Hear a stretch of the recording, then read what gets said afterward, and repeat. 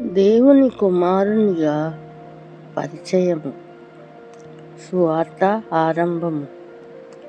దైవ కుమారునిగా యేసు ప్రభు సాక్షాత్కారం. దైవ కుమారునిగా ప్రభువు సాక్షాత్కరించి తండ్రి చిత్తము నెరవేర్చుటయను గురించి దాసునిగా పరము నుండి భూకి ఏతించి విమోచకునిగా మనలను విమోచించే ప్రభువు పరిచయ వేదిక అసాధారణమైనది. ఇహలోక యాత్ర ప్రణాళికాబద్ధమైనది.